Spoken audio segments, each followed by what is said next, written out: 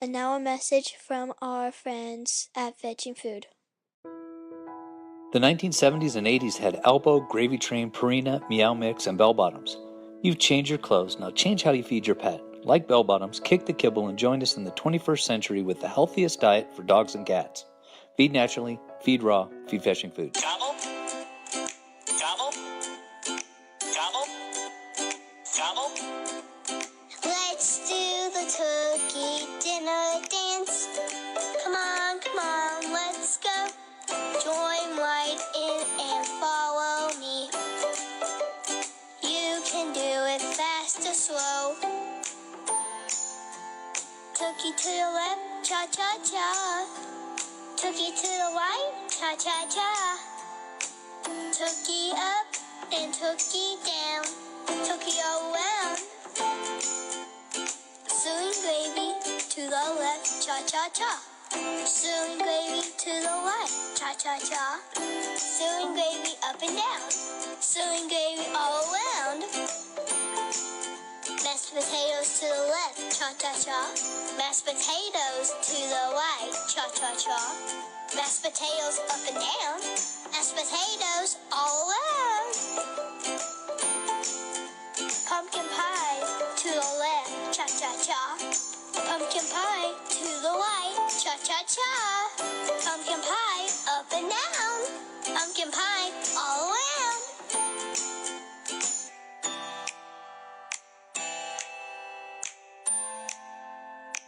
Happy Thanksgiving, everyone. Gobble, gobble, gobble, gobble, gobble, gobble. Hello, I'm Troy McClure. You may remember me from such movies as Cry Yuma and Here Comes the Coast Guard. Hello, pups and kittens, and welcome to another fun-filled and informative episode of the Groomer Next Door Podcast. I am your host, Chris Green, and joining us this week is Dr. Kendra Pope. Dr. Pope is a board-certified oncologist, an amazing lady, and thankfully to Dr. Lori Coger, we were able to talk. I always have said I appreciate Dr. Coger for many of her wonderful attributes, and introducing us to these wonderful doctors is definitely a bonus. Well, let's get into our fact of the week. Cats have 32 muscles in each ear. That would explain why they know everything that's going on, even when they're sleeping. Cats have 4 rows of whiskers. Cats have no collarbone, which is one reason they are so flexible. Some interesting little facts on cats. I always love cats, and I always love to learn a lot more about them. They're so intricate and unique, and really hard to determine what their personality is going to be like because, well, that's what makes them unique. Well, by that sound, Dr. Pope is about to enter the podcast studio. So with that said, welcome Dr. Kendra Pope to the podcast. Oh, hello. Hold on a sec. Dad, we have a guest on the podcast. This week on the podcast, we are joined by an amazing veterinarian who I was, luckily put into contact through Dr. Coger, which happens so often. I swear it's because of Dr. Coger, I'm able to talk to so many great veterinarians all across the country. This week we have Dr. Kendra Pope, and I've heard so many things about you, and they're all positive. So thank you for being on the podcast.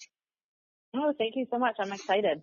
I am too. I am definitely excited. And, like I said, Dr. Coger, right off the bat, she was just like, oh my God, she's amazing. And I was like, well, I'm definitely interested myself.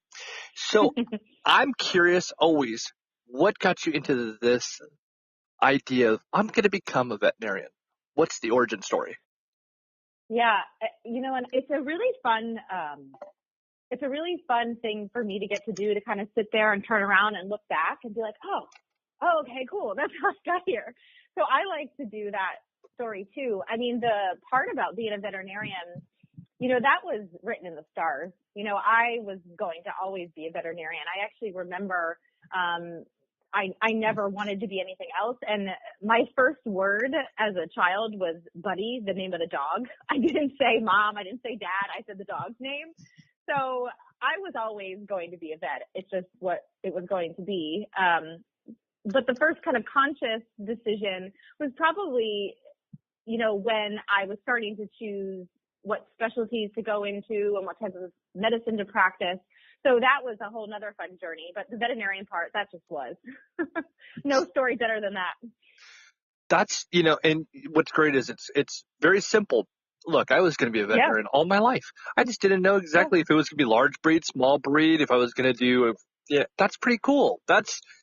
I always look at my own daughter and go, gosh, I hope you're a veterinarian. I hope you're a veterinarian. And again, it's not because you guys are well paid, because we've all discussed this. This has been the normal thing.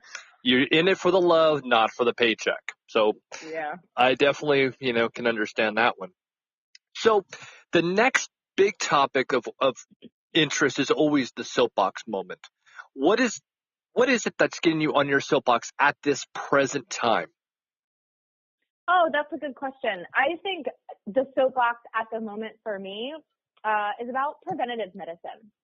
So there's this whole notion of, preventative care, preventative medicine. And generally speaking, in veterinary medicine, what that means is vaccines. Mm-hmm. And preventative medicine on the human side is much different than that, especially when you're talking about preventing serious and chronic diseases like cancer. So as an oncologist, that's what speaks to me the most, and where I think that preventative medicine is the key.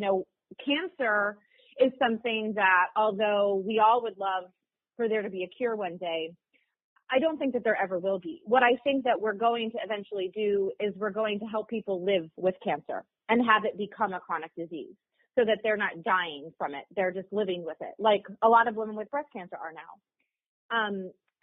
But what we can do is we can prevent it. So in people, the stats are actually amazing. And when I learned this, it was really eye-opening for me. 70% of cancers in people are preventable with lifestyle choices. Mm-hmm. So things like alcohol consumption, tobacco use, sun exposure, diet, exercise, an intake of certain substances. And we don't have that information in our animals. But what we do know is that they live in our environment. They develop the same cancers that we do. And their rate of cancer is exactly the same that it is for us. So 1 in 3 men, 1 in 3 women, 1 in 3 dogs, 1 in 3 cats. And so they have the same stats. They get the same diseases. They live in the same environment. So who's to say that preventative medicine in the way that it works for people wouldn't work for them? Interesting. Mm-hmm. And, one thing that I find to be the key here, and it always comes down to it, is the nutrition side really is coming down for dogs and cats. That seems to be the key component that's really causing it. Now, is that what you're seeing, or is there a little bit more to it? So it's very interesting, and I think food is very recently, it's become a huge topic of conversation, but I think that it's great that that's happening because we're having more conversations, we're doing more research. In people, when we're talking specifically about cancer, diet, body weight, obesity, meat intake, those are all huge when it comes to cancer prevention, cancer treatment. Now, in animals, we know that they don't drink alcohol. We know that they don't use tobacco. We know that generally speaking, their sun exposure doesn't play a part. And those are the main things in people that are linked to cancers. So why are the rates and the incidences so high if they're not doing those things? Well, one could argue that it's what we're feeding them, and that could have something to do with it. And I would say that it probably does have something to do with it. The other thing that I can't deny is that as an oncologist, you see certain cancers, things like hemangiosarcoma, lymphoma, osteosarcoma, affecting certain breeds and lines of dogs over and over and over again. And in people, genetic diversity is good. We want to marry people and breed with people that are of different genetics than we are. But in veterinary medicine, we like to keep a lot of the same genetics, and it's called line breeding. It's to preserve certain characteristics and traits. But in the crudest of forms, what that really is that's just, it's incest. And so it's not good for genetic diversity. And so I can't help but wonder if some of our breeding practices don't play a significant role where it doesn't in people. And that's a great topic because honestly, it's right now, it's of course nutrition and what the ingredients and it's garbage that's in for most big pet food kibble. But then it does fall that second thing right underneath it. It's not that far behind is this crazy notion that let's breed all these weird, different, unique combinations together, and it doesn't make sense because each dog has its own genetic makeup and they all have their own chronic problems. When you start mixing and matching all these problems, I mean, I imagine you must see some bizarre things that would never actually take place if you didn't breed A with B that should never have happened before. Yeah. And, this isn't something that happens just in veterinary medicine. It happens, unfortunately, for us as humans too. But, cancer is supposed to be a disease of the aged. Cancer is supposed to happen in older people, because there's always DNA damage. Your cells are always trying to repair themselves, but you have these functions in your body to protect that. And as time goes on, those protective mechanisms break down and then things like cancer can occur. It's not supposed to happen in young people and young children and young animals. And we see it more and more now. Animals come in younger and younger with these really aggressive diseases. I mean, I had my youngest patient, he was 12 weeks old. And I had, on the listserv, there was a topic going around. There was a 6-week-old dog that needed chemotherapy. And so these patients are getting terrible diseases at really young ages when they're not supposed to. And so, you can't say that that's food because at that time, there hasn't been enough time for something like that to happen. Right. Well, no, that's obviously, that would actually metabolize during pregnancy, I would imagine. I mean, so that is just so bizarre. So, because this now will get my attention. So the mom dog most likely had some kind of onset cancer, maybe in the uterus, or it just kind of went through as the reproductive and everything kind of molded together. Is that how it would have developed, or how did that start? How would you pinpoint it? Yeah, and I don't know that you ever will. I think that there are some cancers that we specifically know in humans. We know specific genetic mutations in certain animals' cancers, things like mast cell tumors. We know certain gene mutations, osteosarcomas, bladder tumors. We know a lot of gene mutations. Now in people, there are some cancers that are linked to certain hereditary genes. The one that most people know about is the BRCA1 and 2 that women can be tested for. So there definitely are things that can be passed down through the families, but the idea or notion that maybe something happened in utero to the mother that then led to some type of, dysfunction in the fetus, that's a possibility too. I don't know that we will ever know, unfortunately. Man, that's just the mapping of it. I mean, I can imagine your whole brain must have just completely submersed it. And I'm not half of the scientist you are, obviously, and yet I'm just kind of going, how would that map go? How did, A to B to Z? It's like we took a wrong turn at Albuquerque almost moment.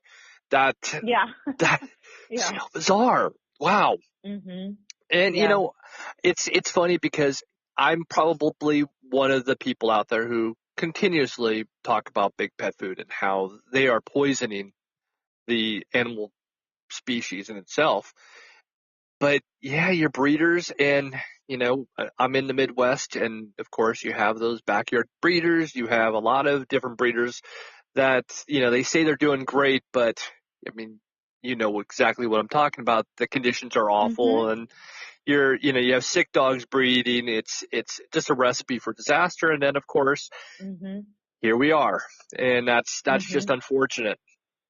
So let's go into acupuncture, because obviously that is just a notion that I'm completely interested about, and a topic that I want to know, how did you get into this, and kind of walk us through this, because I find it interesting in humans. I find it even more interesting when it comes to in our pets. Yeah, they have no bias about it. So it's cool to see when they respond to it, because there's not that little voice in their head saying, is it really doing anything? So that part's pretty cool. Sure. So acupuncture for a lot of holistic practitioners is kind of like the gateway drug. Like, it's the one that's most accessible. It's the one that's most palatable and kind of most commonplace. And so it's a lot of times it's what holistic veterinarians start with that then takes them down the rabbit hole. And it was for me too. So I went to the University of Florida for vet school, which is, they have a very prominent integrative medicine program. And so I feel very fortunate that I was exposed to a lot of these things in a lot more depth and a lot sooner than many of my other colleagues. And the second year of veterinary school is what all veterinarians will tell you is kind of your hazing year. It's the year where you're learning all abnormal systems. You know, your first year was kind of to break you in, learn all your normals, you know, get you used to physiology. And then the second year is all the diseases, all the abnormals, all the tests, and then really intensive. And I was studying for, I think I had like 14 exams in like a 3-week period of time. And I was getting chest pains. And I'd never experienced anything like this before. And I went to my primary care doctor and I, you know, said what was going on, and they ran a bunch of tests and did a bunch of different things, and they ultimately determined it was stress. Surprise. And they said, here's your Xanax. And so I went home and I took my Xanax and I fell asleep. And I was like, well, this isn't going to work, because how am I supposed to study for all my exams if I'm just going to fall asleep every time I get a chest pain? And right in there is the exact flaw in our healthcare system, not just in people, but in animals. Mm-hmm. When we have a symptom, we treat the symptom, not the underlying cause. And so without really understanding that that's what was happening, I just knew I couldn't keep taking the Xanax. And so I was looking for other things to do to try to treat my chest pains. And around the same time, there was a wet lab for the student holistic organization, and we were doing an acupuncture demonstration. And I went to the lab, I watched it, and I watched how relaxed the dog became. And I think the dog presented for something similar. The dog had some type of pain. And I was like, you know what? Maybe this would work for me. And I went online and I found a ton of research about what's called angina, pain in the chest. And I found an acupuncturist, and with my first treatment, it was gone. And as long as I kept going consistently and then learning to manage my stress with other techniques, it would stay away. And so that experience was just like, and now there's this whole other world that you don't even know about. And so what is happening from a Western perspective, and we've identified this. So although there's a whole nother theory of Chinese medicine behind this, we know from a Western perspective what's happening. When you place those acupuncture needles along different points on the body, which in Chinese medicine are called meridians, they're associated with certain bundles and groupings of nerves. And when you put the acupuncture needles in, they stimulate the nervous system. And once that happens, a lot of different effects occur. Increasing blood flow, releasing anti-inflammatory substances, releasing hormone regulators, relaxation, endogenous opioid-like substances. And so we know that by doing this, there's a lot of balancing type of effects that are happening. And so I've learned as I've gone on that although a lot of people denounce or say it's voodoo, there are a lot of scientific information behind what's happening, and I've experienced it myself. I've heard the whole thing, it's voodoo and witchcraft, and I'm like, the science is there. How do you come to that conclusion? We're not the 1800s. We're not in Salem. This is just, come on, there's science behind it. And even now, 2018, you still hear that. I'm like, the only thing I can see that's difficult for humans, which isn't for the same for animals, is that we have a phobia of needles. And Mm-hmm. and that's the only difference. But it works, and you're really the probably the second or third holistic vet that's really adamant about acupuncture. And I always find it very interesting because you're seeing something that is a viable way of curing, or at least relieving some of the problems, instead of just saying, well, here, I'm going to prescribe you this kibble, it's science type formulated XYZ, and it'll take the problems away, even though we all know it doesn't. But that seems to be that, or medicine. Those are your two common things you find from your run-of-the-mill kind of veterinarians, which drive me nuts. It's Mm-hmm. And then the other part is, and this compares to humans as well, look at the side effects that go behind any kind of medication. You're almost sometimes better off just living with it than actually taking medication for it, because you could die just from the medicine itself. It doesn't Mm-hmm. make sense. Well, it is a paradigm shift. And I think that that's the hard part. And, your comment about how, like I was saying, people think it's voodoo and they don't understand where that comes from is it's because things specifically like Chinese medicine, herbal medicine, definitely to a degree, definitely homeopathy, all these systems have their own language. Yeah. It's the language that they were developed in, and it's not the language of Western medicine.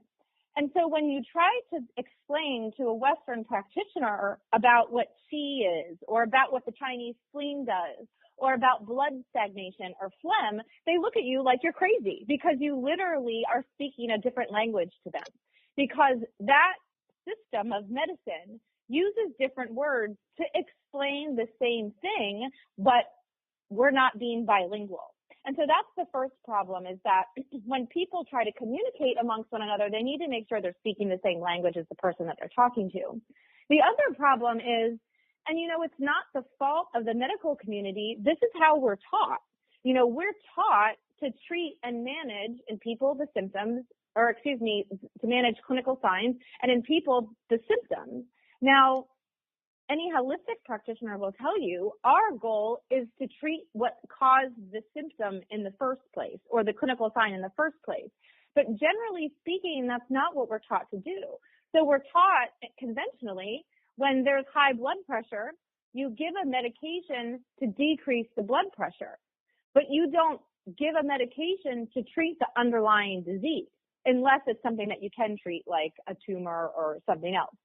So generally speaking, we are taught to manage the symptoms and the clinical signs. And so I think that when you speak to doctors who use nutrition and use healing modalities, that's the big difference. And I think that it becomes a challenge because we aren't able to communicate with one another in a way that we both can understand the same language.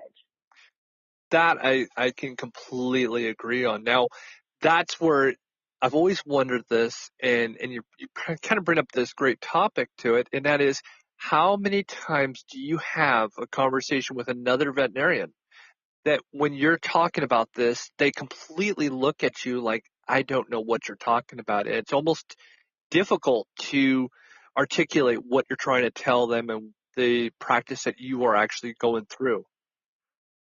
Well, the thing is I don't speak to them in a language that they don't understand. So when I'm talking to other Chinese medicine practitioners, I talk to them about qi and blood and phlegm and stagnation and damp heat and all of the verbiage that is associated with Chinese medicine. But when I talk to a conventional oncologist and they say, what are your herbs doing? I explain to them on a Western perspective what they're doing. So I say that they're inhibiting inflammatory cytokines, or I say that they're affecting gene transcription, or I explain that they're anti-inflammatory. And so I think that, in my opinion, one of the biggest reasons that holistic practitioners and conventional practitioners haven't been able to collaborate better is that unless you really have trained in both sides and you really understand what's happening, you aren't bilingual. And so Right. you're not able to have those conversations. You know, as an early herbalist, when I was first learning my Chinese herbs, I knew what they were doing from a Chinese medicine perspective, but I couldn't explain to anybody what they were doing from a, you know, phytopharmaceutical side or a scientific side. But now that I've learned more and studied more, I can explain what that herbal formula is doing. And so now I can have those conversations. What I used to do is I wouldn't have conversations because people would look at you like you're crazy because you're not able to explain to them in a way that they understand. And then that makes them not trust you. And so I think that what has been happening for me and for colleagues of mine who've been as successful in doing this is that you have to build relationships so that they trust you. And part of that is that they can understand you. That makes sense. So, you Mm-hmm. know, that's kind of in a sense where a lot of pet parents are, where they're Yeah. unable to really articulate what's going on. They can describe it, but just can't get in there and really Yeah. be able to explain it. And that's, you know, again, a lot of parts of the problem with your generic run-of-the-mill veterinarians who really just treat by the science and don't really do anything more. So you kind of had that opportunity to really see it from, well, all of our perspectives. And that probably opened up your eyes a lot more. And now you're probably a lot more aware of that, which makes you a better doctor. I think that what makes me a better doctor is that I stay open-minded, Yeah. you know, and that I think is, that is where I find the most growth comes from, you know, because I still continue, you know, I think people assume, and it was funny because, you know, just last weekend I was at the American Holistic Veterinary Medical Association conference, and there was a whole keynote about, you know, one of our mentors and leaders' journeys. And I think that everybody assumes that if you're a holistic practitioner, you've always been airy-fairy, you've always been open-minded, you've always, you know, been raised around crystals and having your chakras balanced, and, you know, those things are just comfortable and normal to you. But if you talk to a lot of the leaders and the people who are pioneering this field, they actually were probably the largest skeptics. And they were converted because of something that happened to them or something that they learned or something that they saw. And they are passionate about promoting this field because they themselves were the biggest disbelievers and they saw that it changed them. So, you may have heard of Steve Marsden. He's an exceptional Chinese herbalist, amongst a million other things that he does. He thought it was all crap. Dr. Rich Palmquist, another exceptional holistic practitioner who's been doing this for many, many years. He was first exposed to holistic medicine when he went to go get a veterinarian's license revoked for what he was doing. So, you know, a lot of people assume that people who practice this medicine are just fools that believe in pseudoscience and are just not having any questions and are just doing this stuff on a whim. But if you really get to know anybody who's really promoting this field, they actually have gone through this whole process themselves of questioning it and being unsure and hold up, could this really work? This can't work. This isn't real. But then you have this experience of, hold on, there's all this stuff out there that I've never learned about, and I need to be a little bit more open-minded, because how could I possibly think with my ego that everything I've been taught is all there is to know? And so really, it's just about, with anything, whether you're a holistic practitioner, a conventional practitioner, just having an open mind, because for us to think that all that we've learned is all there is to learn is, in my opinion, very short-sighted. Yeah. I mean, especially when the science does change. I mean, that's really the part that I think is lost in a lot of different veterinarians, is that the science does change and the treatment does change. That's the part that I have seen. And again, you know, I love talking to your just run-of-the-mill conventional veterinarians because I like to hear their perspective. Majority of the times, I mean, I don't have them on the podcast because they don't really understand this whole process and the whole holistic side. But I do Mhm. enjoy that conversation where it's, there is more. There is alternatives. There's the science has changed. And yet, Right. look at in the last 5 years, the things that you probably believed in 5 years ago have altered since then. And that's because the Right. science has proven it. But Mhm. how many Mhm. veterinarians who have been practicing 20, 25 years have not seen the science change or don't want to believe it? That's been the Mhm. question. And that's, Mhm.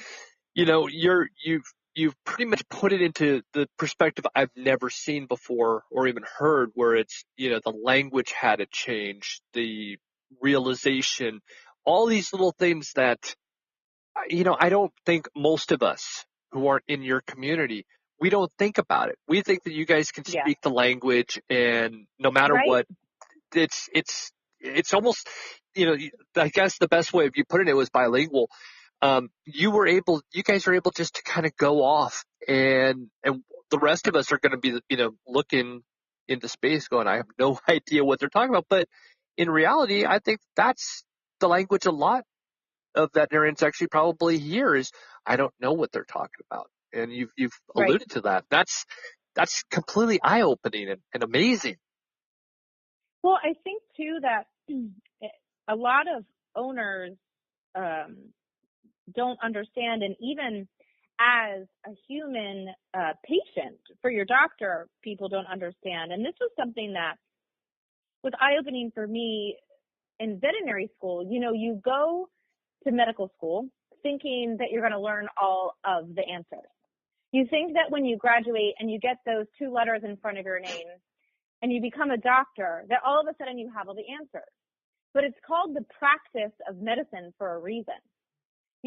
One of the main things that they teach you in school, and I'm sure that it's like this in medical school too, is how to find the answer to something. Because not only do you not learn all the answers to everything, you don't even come close. And I think that the community, whether the patient is your pet or the patient is yourself, looks at physicians and veterinarians to have all of the answers. And unfortunately, that's just not true. Also, there's only so much as human beings, because that's what we are, right? Medicine isn't done by robots, not yet anyway. And so there's only so much information that we can know and understand and be good at. Right. And if you are looking toward your primary care physician to not only be your primary care physician, but to also be your nutritionist, and to also be your herbalist, and to also be your spiritual healer, and to also be all of these other things, unfortunately, it's just not realistic.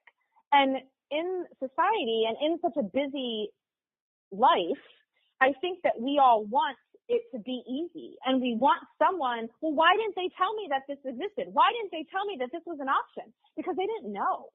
And so, unfortunately, and you'll hear about this a lot in the human medical community, people themselves and pet parents need to be advocates, because unfortunately, you have to take onus over your own care and your pet's care, because a lot of times the things that will work or will help you, just aren't, they're just not going to be found in one place.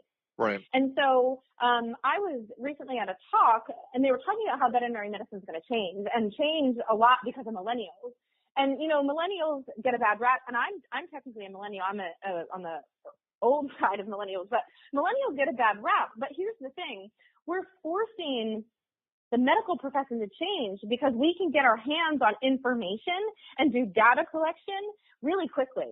And we're looking for that to make educated decisions. And so it may be annoying, myself included, when people come in and, well, I saw on Google, but here's the thing, they're getting information that could potentially be helpful to them. And so, I think that it has to be both sides. Doctors, veterinarians, we need to realize that there's a lot more out there that could be worthwhile, that people are advocating for. And on the other side, pet parents and human patients need to understand that they also need to be advocates for themselves, because we're humans and we can't do it all. It's so funny. You've said so many different things in there that I was just like, oh my God. So I completely can get behind. For one, millennial, I know it's so bizarre because they do. We take a hit. I'm born in 81, and I think millennials started 80. Mm-hmm. And I'm like 79, I think. 79, 79, 80. It was right around that, which I'm like, I'm not.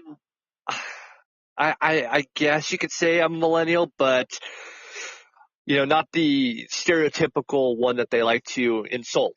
I believe in the technology and to do things, but obviously there's a fine line. Obviously, you go into WebMD Pet, I think is what it is, and you can get a bunch of different things.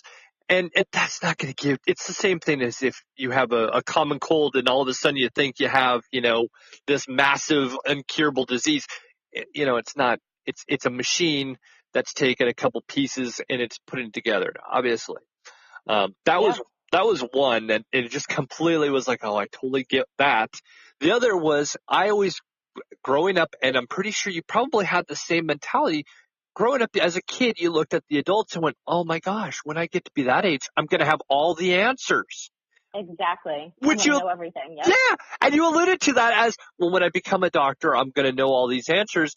And I was like, oh, my God, that's how I grew up. I used to think, oh, well, I'm going to be an adult and there's not going to be anything I'm not going to know. I tell my daughter the same thing. I'm like, look, you see all these adults, they know pretty much as little as you do. We have no idea.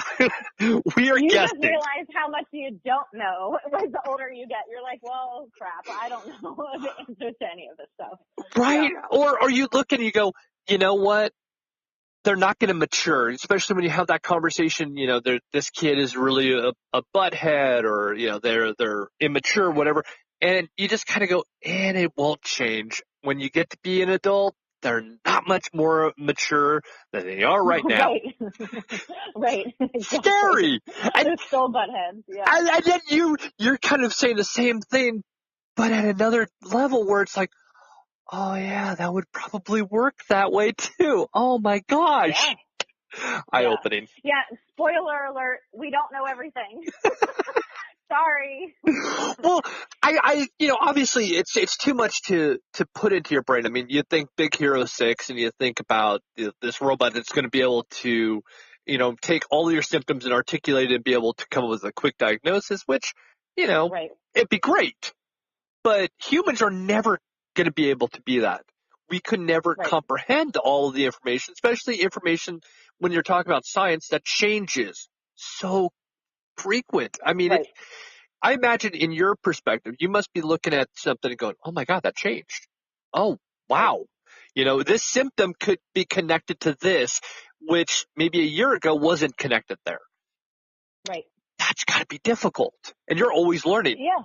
So it has to be a challenge. And then again, you're an open-minded doctor, which, the ones I'm talking about, they got their degree and they know it all and that's it.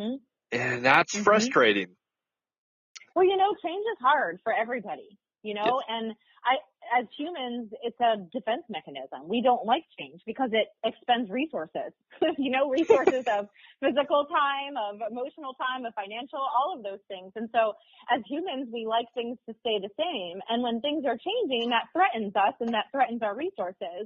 And then when you tie that in with ego and running a practice and debt and all those other things, you can see why it's not easy. But, there's people out there that they're not on this planet for life to be easy and they're open to doing the hard things.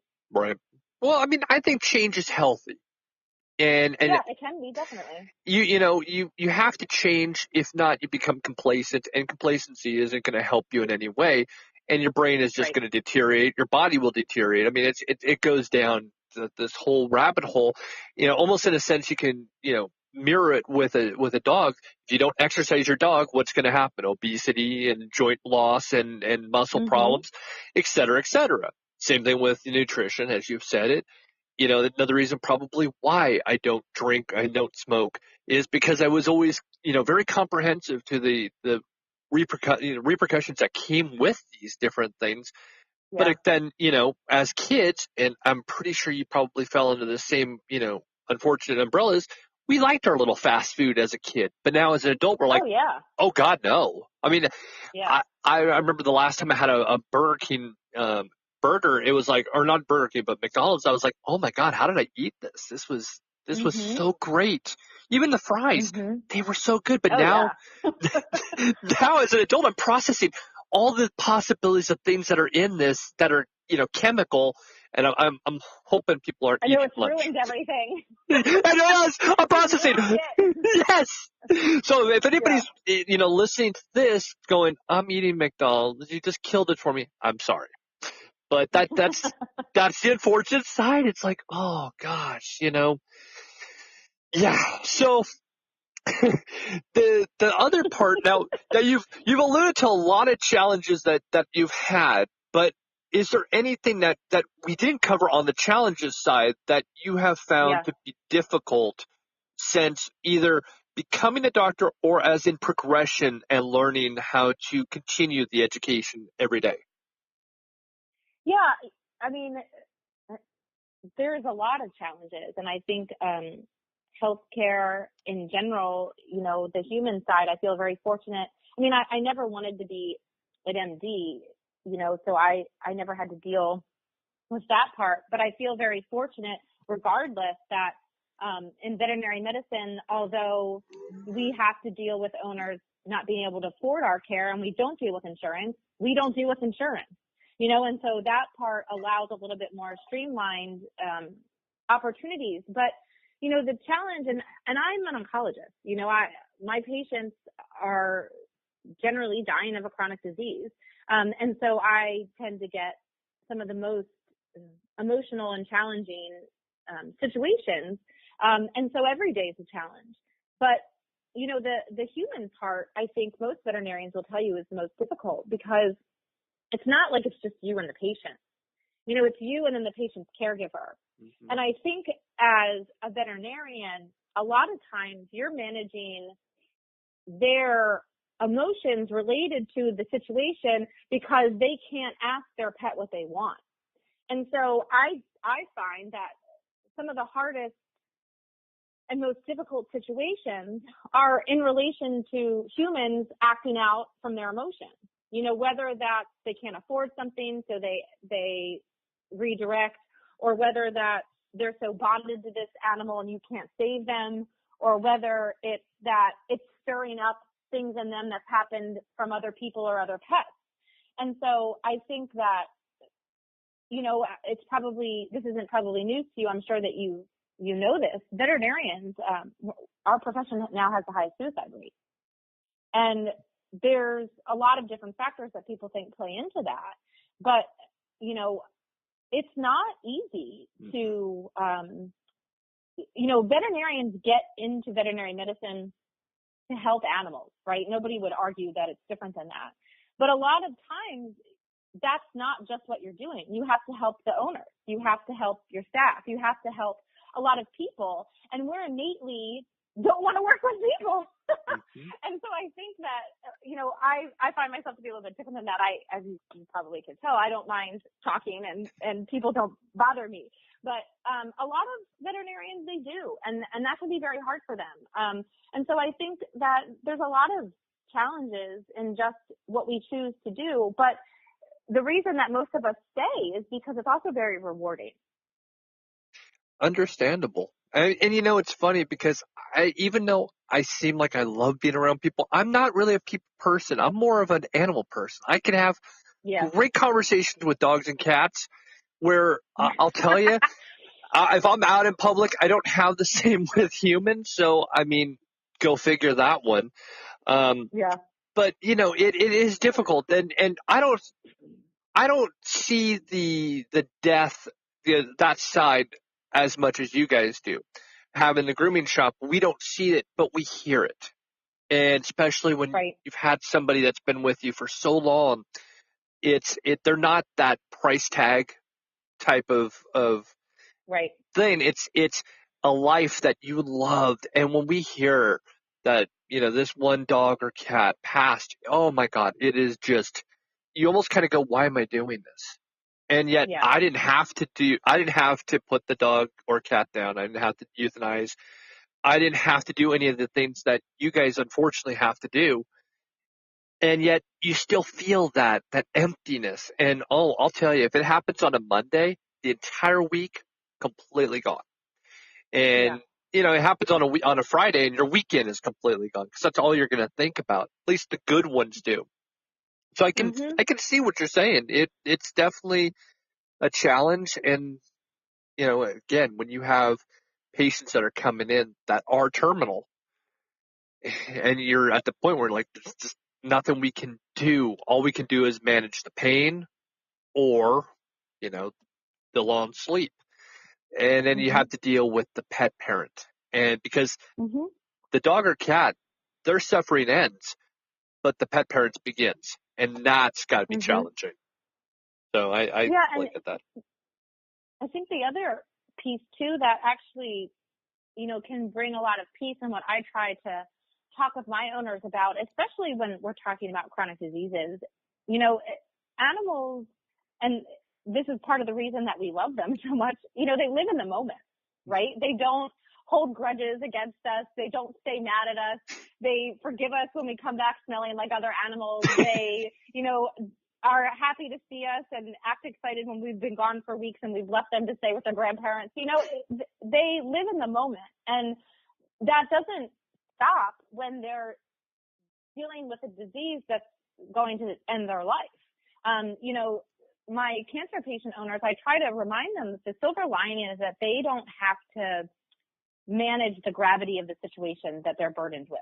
Unlike human cancer patients that have to be told, you have cancer, you have 3 months to live, and then they have to deal with how that mental anguish affects their physical body. When my patients come in and I tell the owners, your dog has cancer, he has 3 months to live, they don't know. And so they still wake up every day knowing that they're in a house where they're loved and people are taking care of them and spoiling them. And I think that as a society and as a culture, if we could do more of what they do, and if we could learn from them that in those difficult situations to just be grateful and have gratitude for what you have in that moment, it could really relieve a lot of our own suffering. Oh, completely. I mean, you see this, and this is something that I don't know if a lot of people see. I know you obviously do. I've seen it where a dog or cat has to have a limb amputated. They don't have that withdrawal, that, oh my gosh, poor me, I lost a limb. They go about their life almost instantaneously like, well, it's gone. Oh, well. Yep. And humans, when we that just completely destroys us, and we dwell on it and live with that for the rest of our lives. And as they're just like, well, it's gone, and move on with their life. And it's so interesting. It's like, wait, you do realize that leg is gone? Yeah, whatever. Yeah, I just got to get up and get to the food bowl because that's what's most important. That's all I care about, right? And it's so interesting because, again, humans, we will dwell on that. We almost hyper focus on these little issues that if you could just be like a dog or cat that go, whatever happened. Oh my gosh. Can you just imagine this whole world, how it would be? Oh, envious. Now we did talk about tobacco use, and I wrote it down because I was like, I want to go back to this. One thing that I don't think a lot of pet parents realize is just the harm that comes from smoking around their dogs. And funny as it is, I'll have a dog come in and I'll be washing the dog, and just almost like a puff of smoke comes off that dog. And I look and I go, oh my God, do you realize the harm that this dog is going through? Because I get it. It's an addiction. I'm not going to, put you down for that. But your dog, oh my God, you don't realize the harm that you're doing. And it's like, please elaborate. They're not exempt from secondhand smoke. Right. And there's not only studies that show that secondhand smoke is a legitimate thing. There's also studies now that show that thirdhand smoke is actually a problem, and which is why you're starting to see movements of, playgrounds, school grounds, different complete areas. You're not even allowed to smoke in the areas because of the traffic of children and other things in them.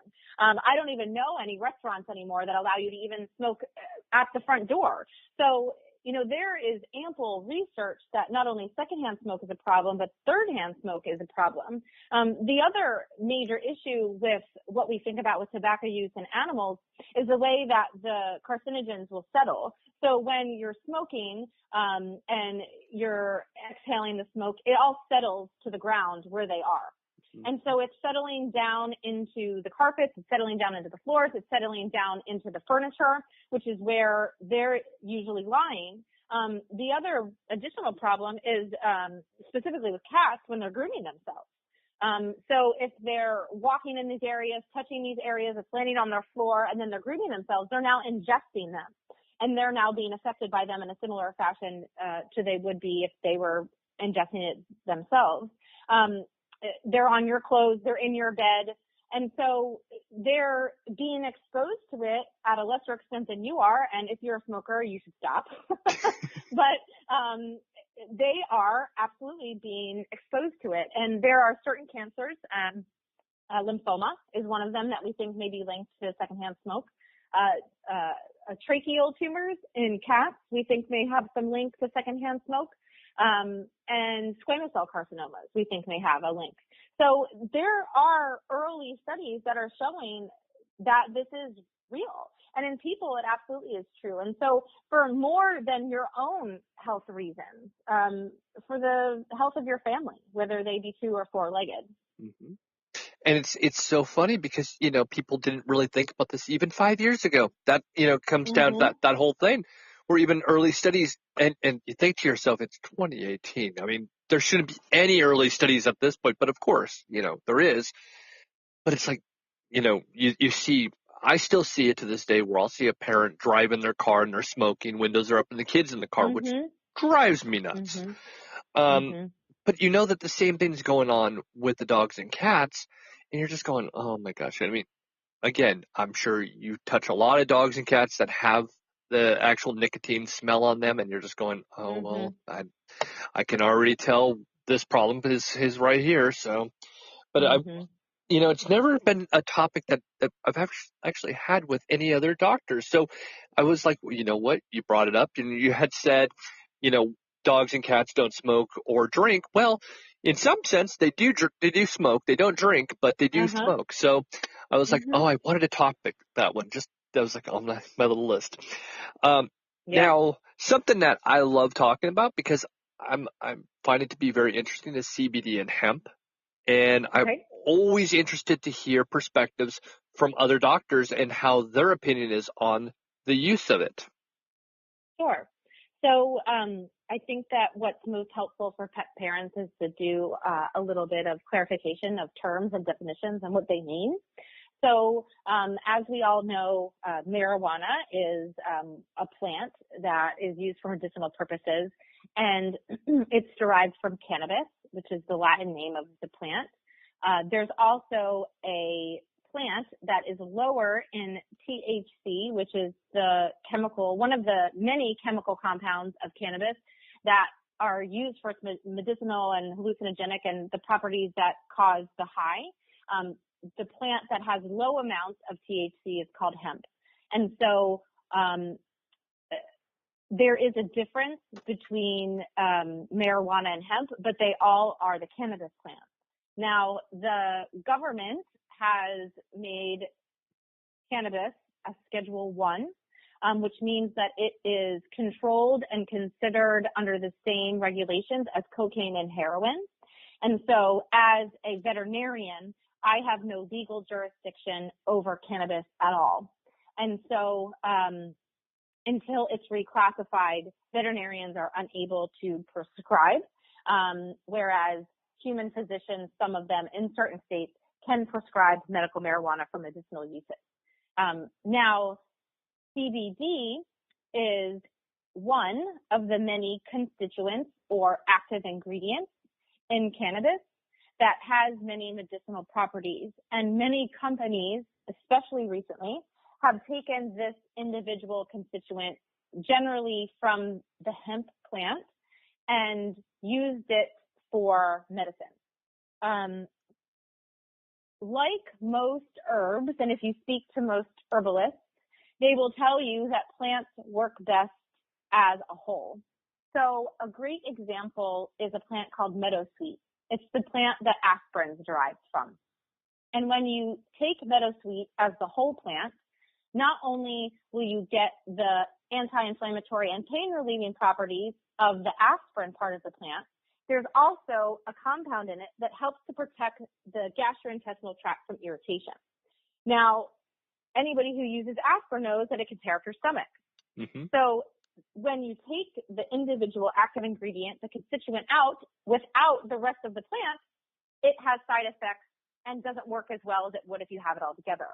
And cannabis is no different. You know, most herbs and most plants are meant to be used in their whole forms, and most herbalists use plants in their whole forms. So when you're sacrificing certain ingredients in the cannabis, like the THC and a bunch of others, it's not going to be as effective for certain things. Now, for obvious legal reasons, that's not possible right now. So it's not even a top of the conversation. CBD is technically illegal. It still is illegal. And so there is still a lot of gray area around its use. So a lot of veterinarians, until things get sorted out, are unable to prescribe these products. That being said, there are a lot of them out there. And there's research behind CBD and what it does. And some of the things that it's best for are conditions of the nervous system. So seizure disorders, intervertebral disc problems, inflammatory conditions. So there's evidence of inflammatory bowel disease. There's evidence for chronic inflammatory skin disease or atopy. There is evidence for anxiety and behavioral and mood disorders, depression, things like that.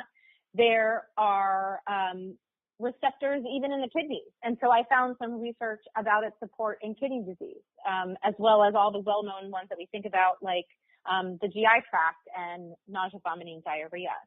So there's a lot of potential benefits of the single compound, despite the fact that we believe it probably would work best as a whole plant.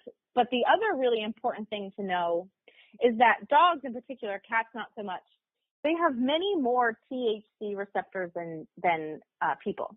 And so there actually have been deaths reported from cannabis intake, marijuana, in dogs, where there's never been a death from marijuana in a person. Right. And so it's still something that we don't know enough about because of the legal problems with studying the medication. And so I always recommend people to be really careful and to know where they're getting their products from and to be cautious and mindful of what they're giving, especially if a pet parent lives in a state where it's recreational and they can get their hands on the real stuff. It's not safe to assume that they can just give their dog what they're taking because it's not going to be metabolized the same.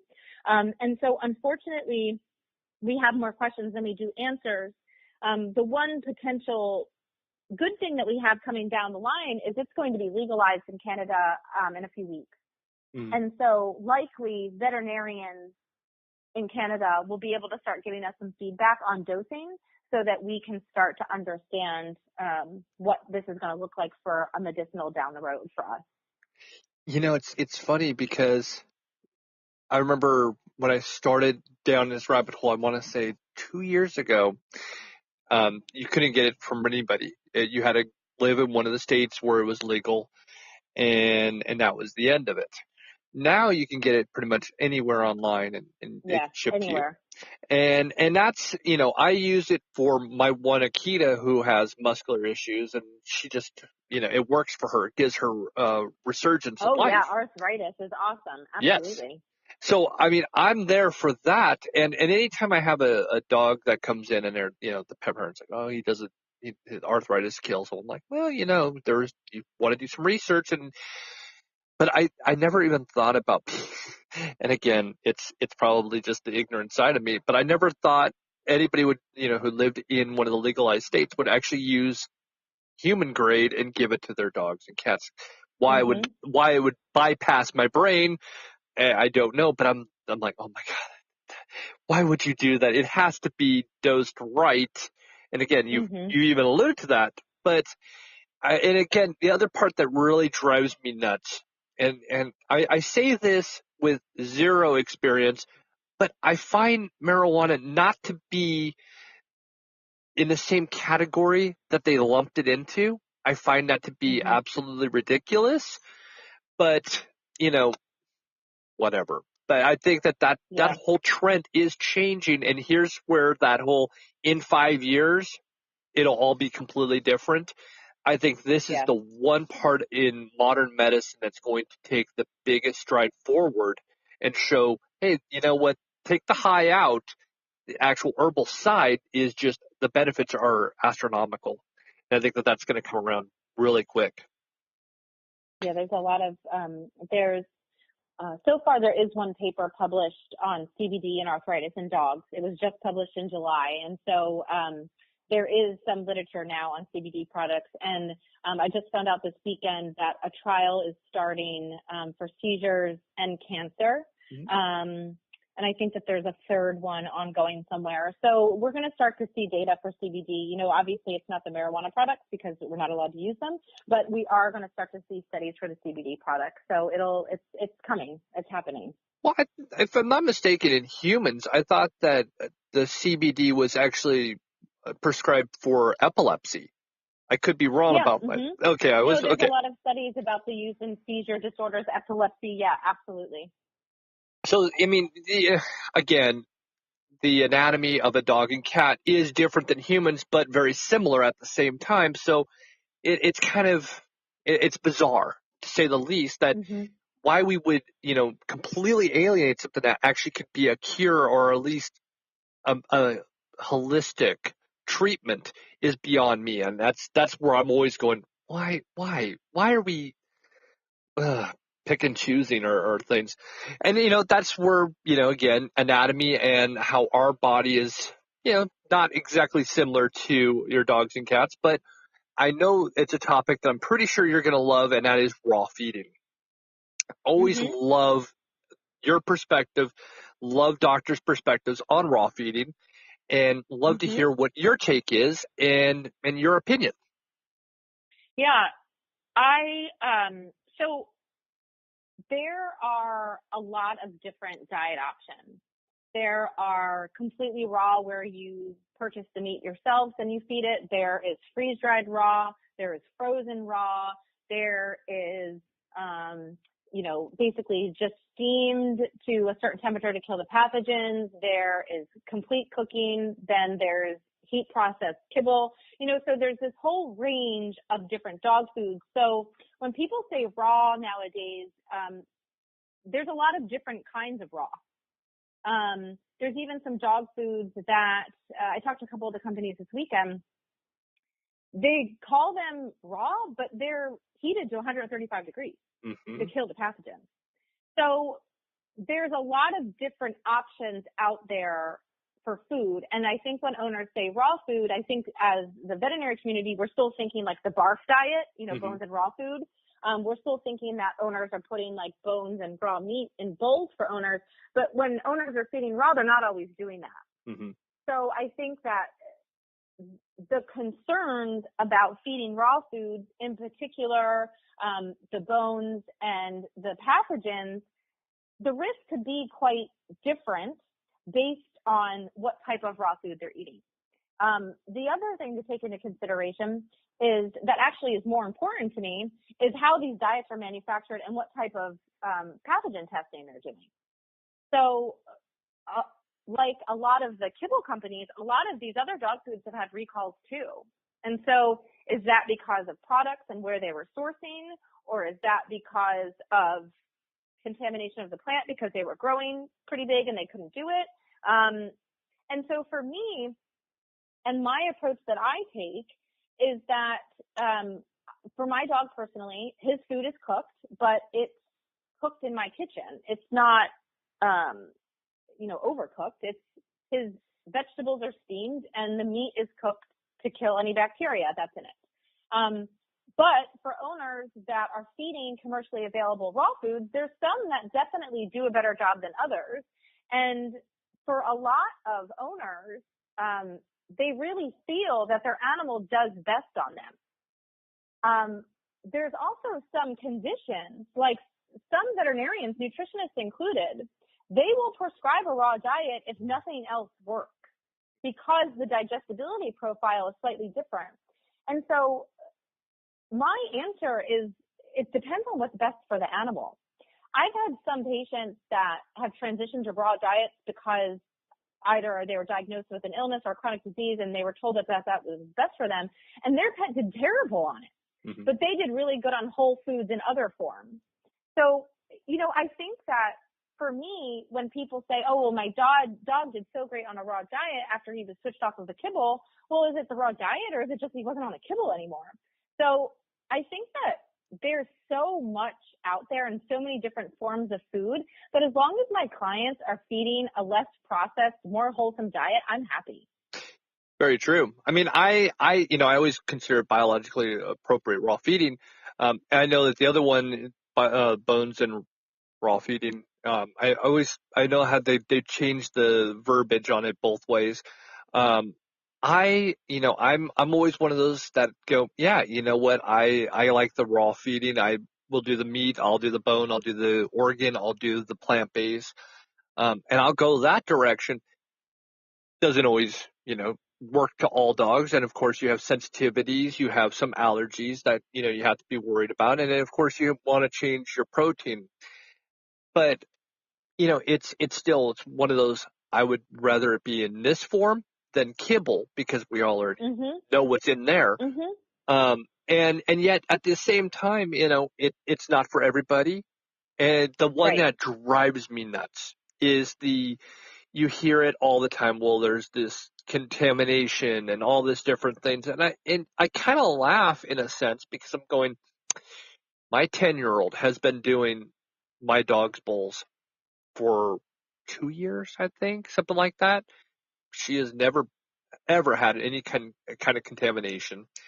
She knows exactly the source. She knows exactly how much. She knows the science behind it. Maybe she's, again, a little veterinarian inside, maybe. But, it's you're handling raw food. And I think to myself, if an 8-year-old, now 10-year-old, but let's go back to the 8-year-old, if they can do it, and, obviously, we watched and we observed for a long time, but if they can do it and not have contamination, what's the excuse here? 20s, 30s, 40s, 50s, whatever it is. How is it you can make the claim that, oh no, if you feed this way, you're obviously going to expose yourself to contaminations and that's it. Or even down to the fact that you're going to give your dog salmonella or some kind of contamination. It's like, do you actually know how the anatomy works on a dog or even on a cat? That's what drives me insane is the myth that comes behind all of this. And again, cooking is not it. There's no, saying that that's not, you can't do that. And I have heard that as well. You can't cook the food because you're taking all the good out. No, if you're doing it right, you're not taking the good out. So it drives me nuts. And I'm sure it drives you nuts from your perspective going, I think I know what I'm talking about. Well, food and nutrition is like a religion. People definitely have their very strong opinions and there is no other ability for them to be open-minded. True. Like other things that we've talked about, and if that's their belief, then that's their belief system. But for me, especially as a scientist, I continue to remain open-minded because I know that I don't know everything. And I know that as time goes on, things are going to change and more information is going to come out and then it's going to shift. And so, there was a study not too long ago where they were feeding raw mice to cats versus cooked mice versus kibble. And they actually found that the raw mice were the most digestible for them. And so we might find more information as we go along where it gets published, but until it's more mainstream, people, unfortunately, we're not going to be able to get that information. So what I generally counsel my owners to do is to feed whole foods.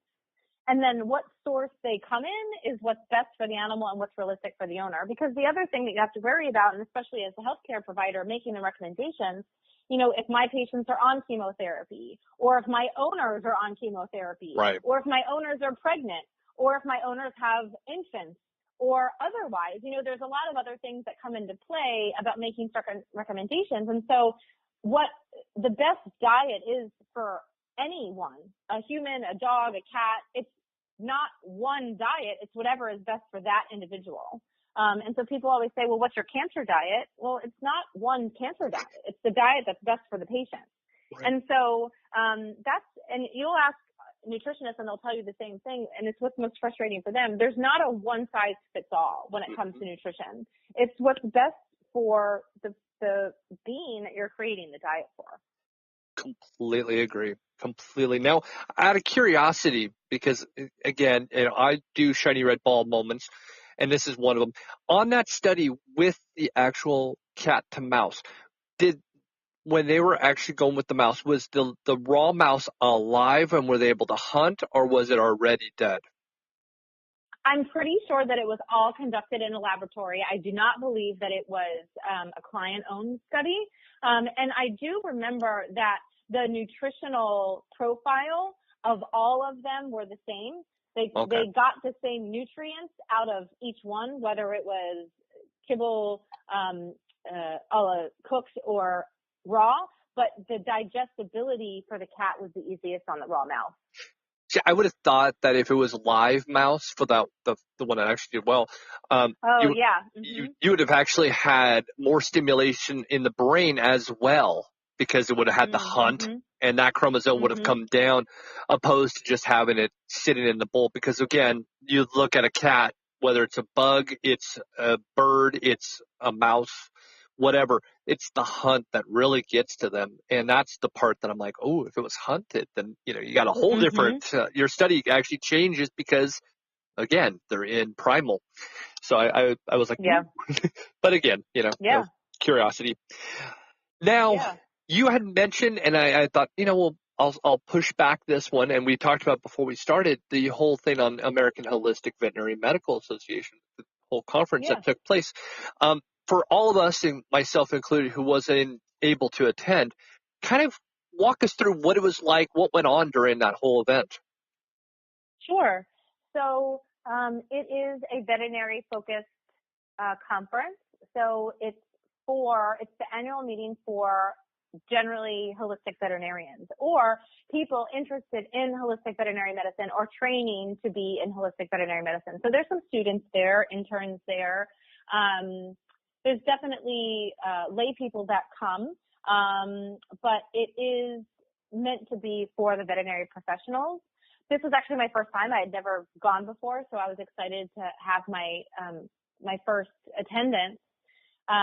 The coolest part about it, and for anybody who's ever been to a big conference or a big conference center, you know, kind of one of the big draws is the exhibits and the exhibitors who were there.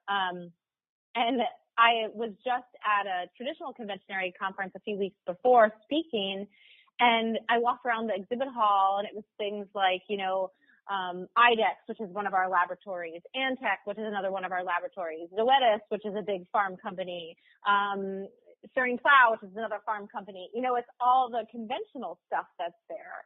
And the exhibit hall of this conference was awesome. It was like all the natural dog food companies, all the herbal companies, all the acupuncture companies, massage, laser, oils, medical grade honeys. I mean, everything. And so it was just really cool. I've never been to an event that ever had that many vendors that I was like, ooh, I need to talk to them. Ooh, I need to talk to them. Ooh, I need to talk to them. And so that was a really cool experience. But what the conference is meant to be is it's to allow for continuing education, basically for veterinarians to get additional learning opportunities in a didactic setting from people in the field that can provide these types of topics. Because generally speaking, at conventional conferences, they're not getting them. That being said, it's changing. The conventional conference I was at a few weeks ago, there was a whole integrative medicine track, which is why I was there. And so it's a place once a year for veterinarians, veterinary staff, technicians to go and to learn more about holistic medicine. Sounds like an absolute blast. And honestly, I say that because I probably would be geeking out the same way you were. And it's like, oh, I want to talk to that. I mean, honestly, as you're saying, I'm going, yeah, that's me. I'd be like, ooh, tell me more. Because it's interesting, and especially with the breakthroughs and the way that the science is changing, ever changing, almost daily, it seems like. You almost kind of find your brain starving because it wants more content. It wants more conclusion to a problem. And then you hear all these different, studies that are going on and new products. You're like, ooh, how does that work? And since you get to play with them, I would imagine it's even more fun for you. I don't get to play with them. But like I said, I only play a veterinarian on a podcast. You guys actually get to do it for real. See, that's where that joke actually does work. Once you kind of come to that placement and go, I get that joke. Yeah. Now, you also have a lot of speaking engagements. I know you have one coming up now. By the time that we release the episode, it already passed, but it's on the 20th of this month. And then coming up next year in April, if I'm not mistaken, I have the date right. Yep. You have Healthy Dog Expo. Talk about your speaking engagements you have coming up. And I'm going to guess you have no problem going up there talking just off of our conversation. Yeah, I really enjoy it. I really enjoy sharing this information and letting people know that integrative medicine is a legitimate practice and that there is a lot to be gained from incorporating these tools in the toolbox and using it to help my patients. I love sharing patients and case examples in my lectures because I think it really brings home what can be done when we add these tools to our toolbox. This month, I'm really excited about this. I'm going to the University of Pennsylvania and I'm giving a grand rounds presentation, which basically means I was invited to speak in front of the hospital. And so this just kind of speaks to, when people get really upset or people get angry and they feel like, why doesn't anybody know about this? And why aren't we using these things? And, where's all the clinical trials? Well, it's going to take time, and however, people know that it's time and people know that we have to start talking about this. And so I'm lecturing to the hospital, just giving them an overview and letting them know specifically in oncology what can be done and what other tools are in that toolbox. And then the Healthy Dog Expo in April, that one, which you obviously know a lot about, is a client-focused, event, which is super cool because the biggest reason I think that other owners don't know about these types of modalities is because they don't know about these types of modalities. And it's not going to be my colleagues that are sharing with them that they're out there. It's going to be the owners coming to my colleagues and saying, hey, I'm really interested in using acupuncture. What do you know about it? Who can I go to see? Or, hey, I saw that study about mushrooms. I think I want to use that for my dog. Do you know anybody I can talk to about this? And so educating the community and the pet owner community about these types of things is going to empower not only the pet owners, but also the profession to start recognizing and using them more. Because, my colleagues are already doing a million things as it is. Even the oncologist colleagues of mine, we already are doing a million things. So to think and know about one more thing, unfortunately, it's unrealistic. So if our owners are saying, hey, I want to do this, then they'll be like, oh yeah, I heard this talk once. You can talk to this person. Word of mouth. It'll be, yeah, exactly. So it's a exercise in education, which is where we have to start.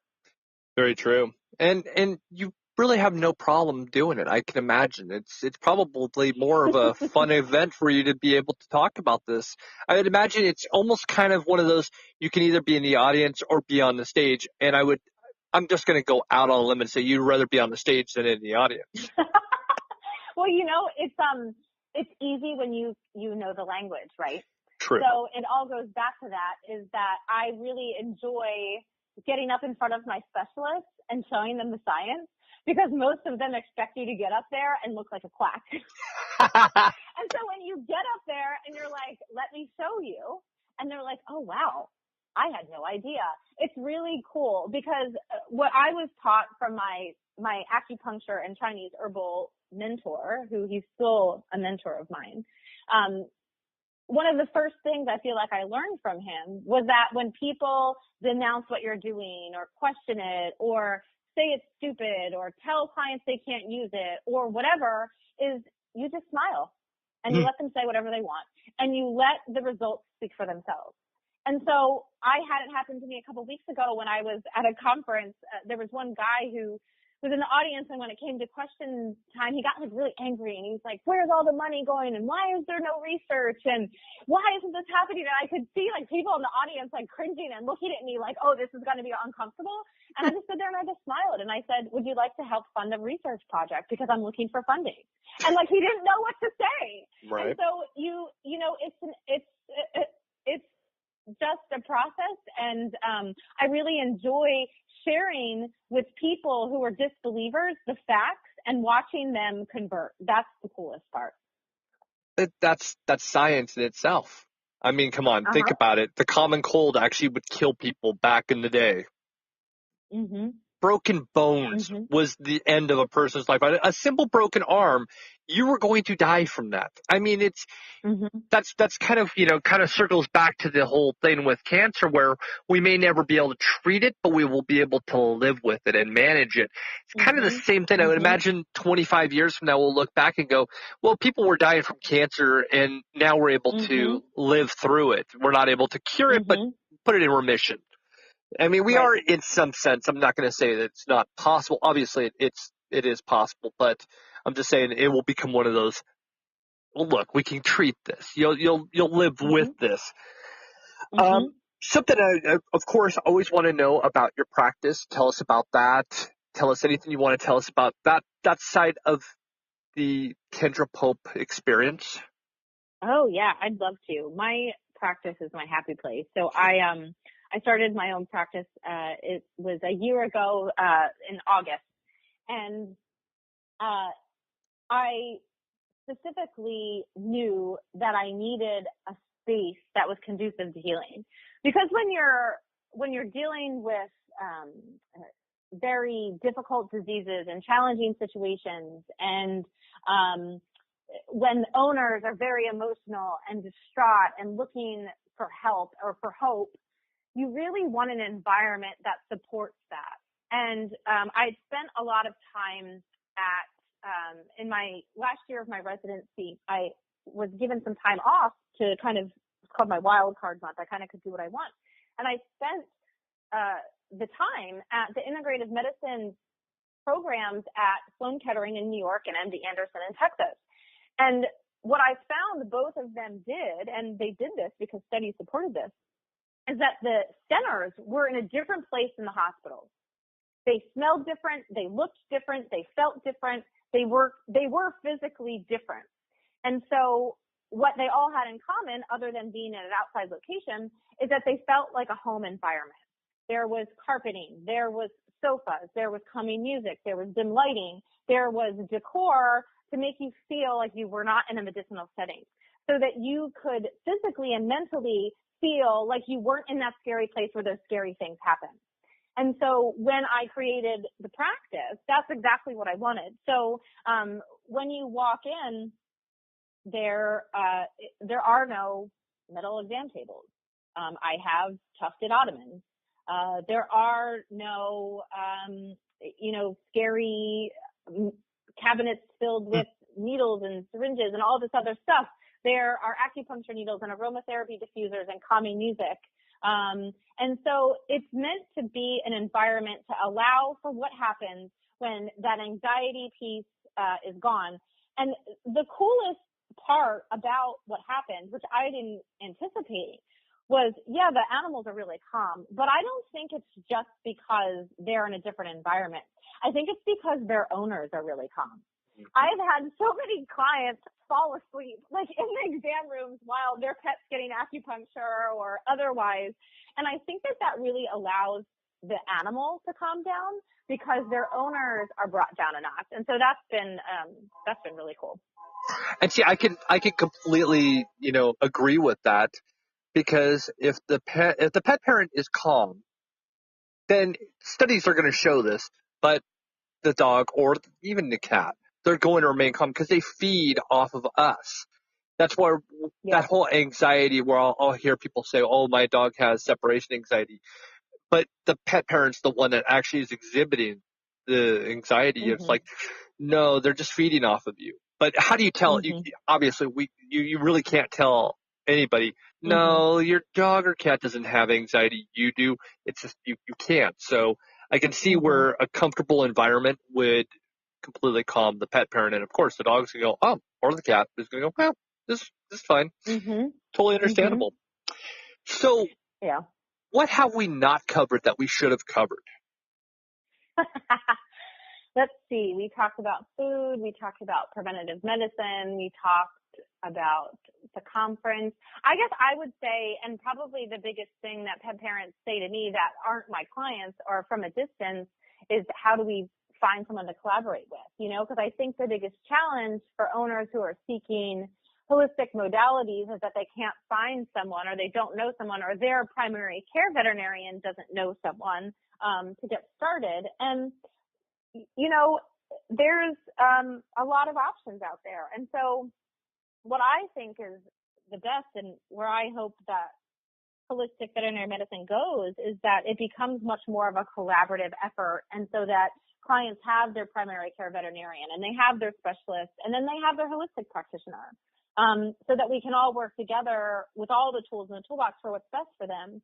So depending on what modality it is you're looking for, there are generally a lot of different websites that you can search, whether it be acupuncture or chiropractic or herbal medicine.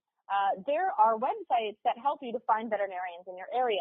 And probably the easiest thing to do is just to start with the American Holistic Veterinary Medical Association, and that will give you a search engine to kind of start looking for people in your area. That actually is very helpful.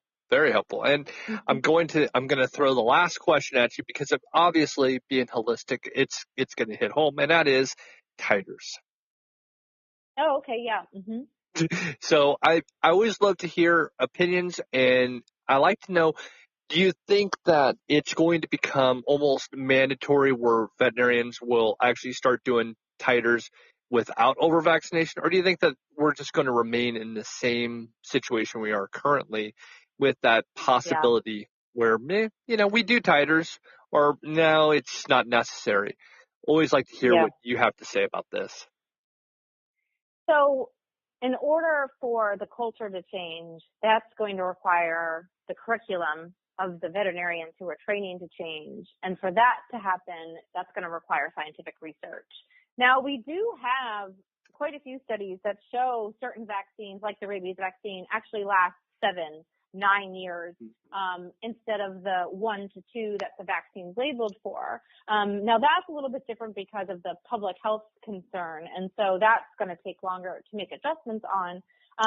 But things like the distemper group, the parvo group, those definitely,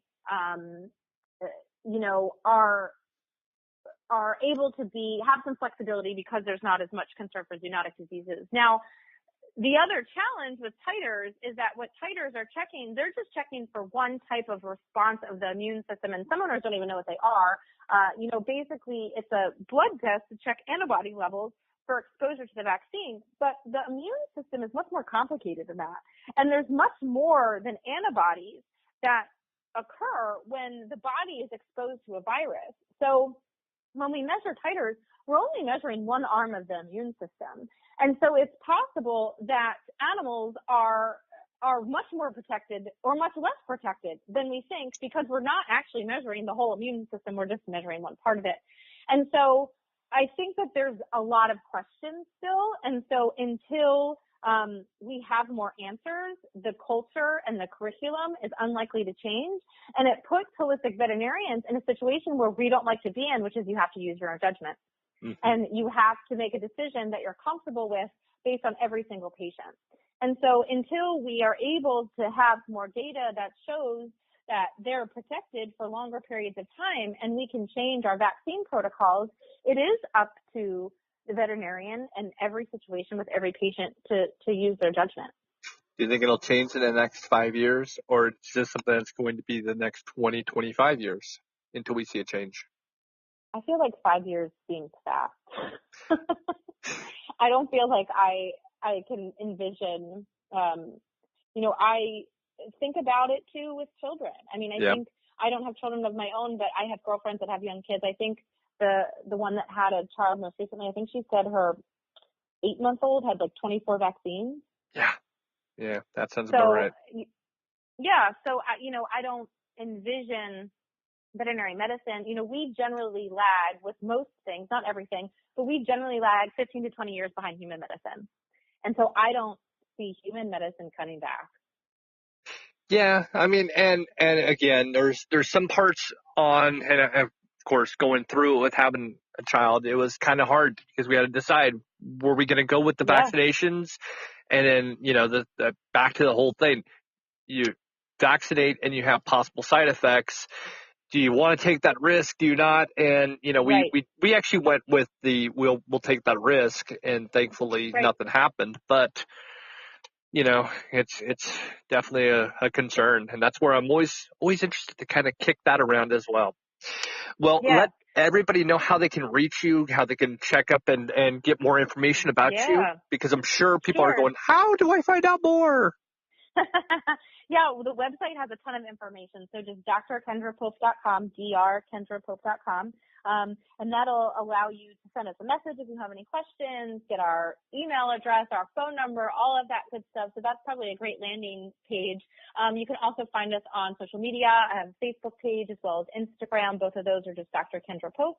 And we like to post little tidbits, and we post stories about our patients and products that we make. So there's always fun, health and wellness minded and focused stuff that we put up there. So, the website and social media would be a great place to start.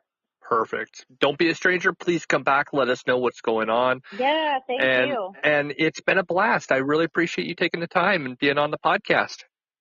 Oh, it's been so fun. Thank you for having me. Glad to have you on. And I'm Chris Green. Have a pet-tastic week. Bye-bye, everybody. Okay, guys.